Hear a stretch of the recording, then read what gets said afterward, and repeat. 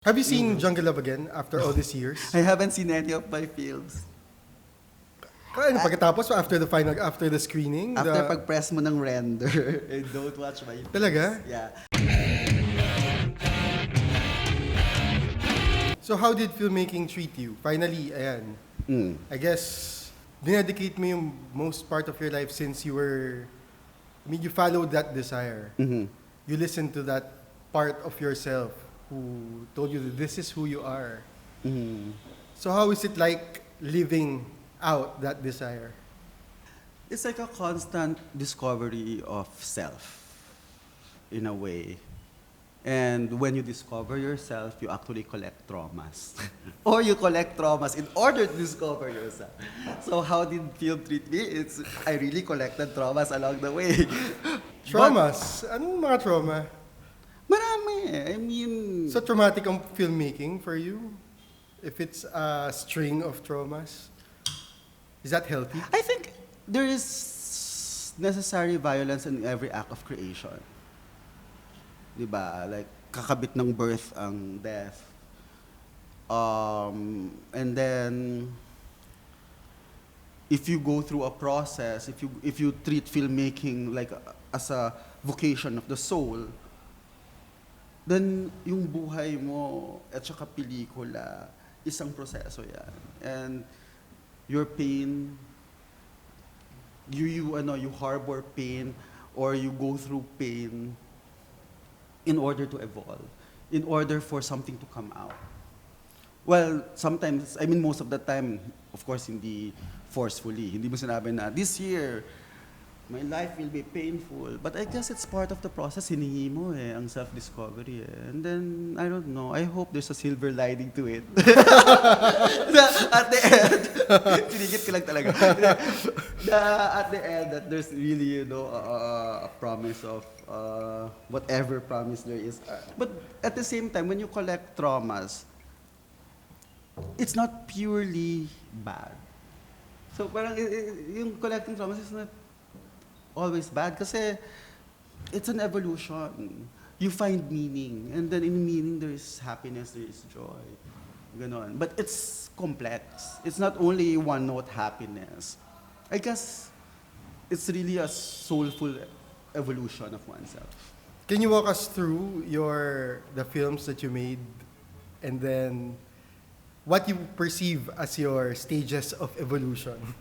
You know, when you craft a film, your right brain would assemble, okay, ito yung layer niya politically, ito yung layer niya ganito, ito yung layer niya ganyan, etc., etc.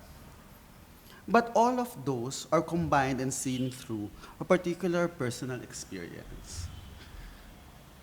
At that time, in love ako. Pero unrequited. Kasi hindi niya ako pwedeng mahalin. So simply put, my film was about transcendence. My first joke kung my first scene is kumakato. Ang title nito? Yung Huling Balya ng Buhi, yung sinirap ng asoy nila. And then it's really a call for transcendence. Hey, transcend please, sana makita niyo ako for who you are and you love me. You have that romantic kind of And then with the act of transcendence, kasi there's a physical death, there's a ganito, you started developing soul, the crevices of your constructs. Kasi, yun nga ang unang film mo is about transcendence. So later, dun ako sa cracks ng constructs ko. Kaya ang next title ko was Imbornal. Next film ko was Imbornal. And I was really talking about seeing the phenomenon of EJK in a society that is compliant with it. Wait, pero Imbornal was made in 2006? Yeah, but it doesn't mean that EJK did not happen then. Remember, our... censored. Oh, you're Dabawenyo nga So pala. sabi ko, kayong lahat, baguhan pa lang kayo sa EJK. Ako, laki akong EJK. So, it's not a new thing for me. So, at that, it was the experience and the stories of EJK has always been part of me. growing up in Mindanao. Hindi na talaga specified. And then, because of that, because I want to discover the cracks of my system, of my construct, so I went to explore, this phenomenon, this really crack of a construct, whereas why are we compliant to this stuff? Why do we allow such things to happen? Oh. And at the time Relevant. kasi, I was pro-life, I was everything. Pero pagdating sa aspeto na yon, parang wala akong ma-comment. Kasi I think it's part of me as a Davaoenyo to be compliant about it. Because we understood what it really fostered in the system. But it's so disagreeable and so fucked up. Right? So, Which is happening at scale right now. yeah. So what I did was I went there and then explore that system. Thrust me in a process. And then, of course, hindi lang sistema ng politics or ng society or ng culture ang nakita mo. Kasama na doon cracks ng pagkatao mo. And then, at the same time, after ng crack, is to realize your soul as a really, a soul without a place. A soul na, kasi nga nawala na, patay na yung physical construct mo. Parang na-displace ka. Kasi nga, soul is, in a way, abstract things are transit and ephemeral. So, nawala na siya ng ano. So that's why I made Balangay about displaced people. Which was in 2010. 2010.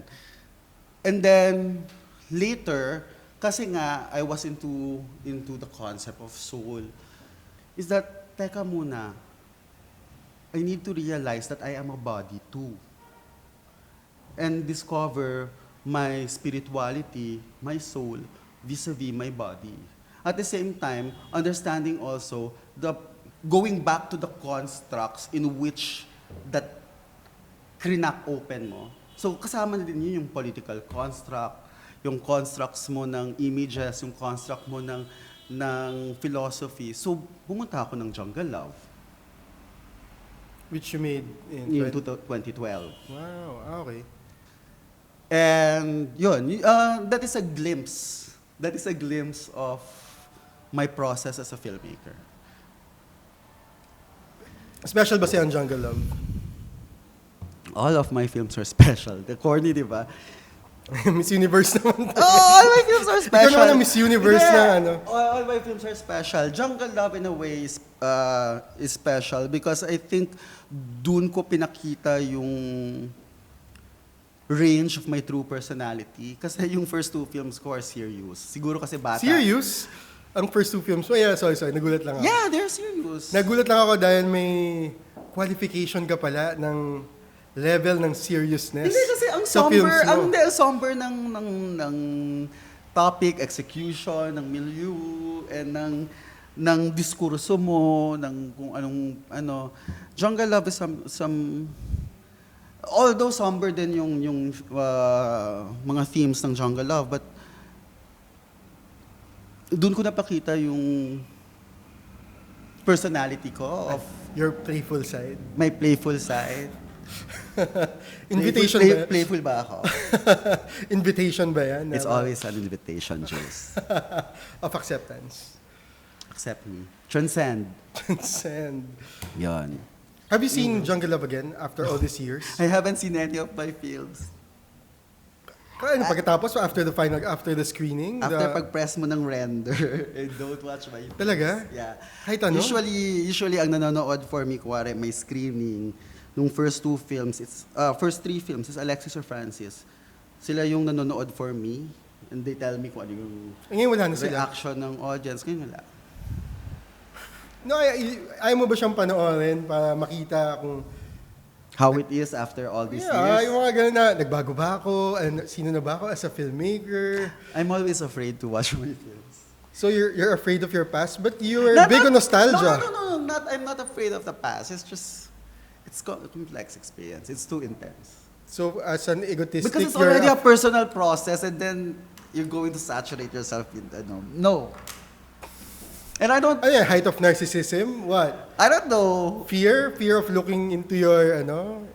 But you like nostalgia. I don't, this is the part of me that I don't think about. I just don't, I'm not comfortable watching it, I guess. After it's being rendered, parang okay. The weird thing about it is, when you make a film, pag happy na ako sa film, I press render. I don't care kung ano yung reviews, bad, good. Most of the time, I think it's bad. Most of the time, I'm surprised that people like my films more than hate it. Siguro in-expect ko na yung people would walk out, etc. Pero I'm more surprised. But dito kasi sa films, pag happy ka na, tapos sabi, totoo na to. I know that this is the truth. So whether good or bad is just a consequence. Consequence of distributing the film. But the thing about it is, confident ako na. So do you think your kind or this kind of filmmaking is an act of madness? Or may future ka naman pag ganyang class, there are other easier ways of filmmaking. Although mahirap din sila, of course. It's more reliant on craft. It's more reliant of penetrating the system, of going in, of building a network. It's a choice. Pero It's a choice if you want to live your life as a member of the capitalist world. No? Or if you choose to live your life as a soul, wanting to explore. In a capitalist world. Well, in a capitalist world, pero at least hindi ka hawak. Yung isa, machinery ka ng capitalist world. Ito is that malaya ka. I mean, from time to time, pwede ka maging machinery, but it doesn't define you. Nothing defines you. Kasi parang it's a sad life to define yourself in one box, di ba? It's just like, life is so exciting. Life is so exciting. And parang, if you see the possibilities of yourself, if anyone can see the possibilities of themselves in going through, which direction they want to pursue, whether temporary or permanent, it's exciting.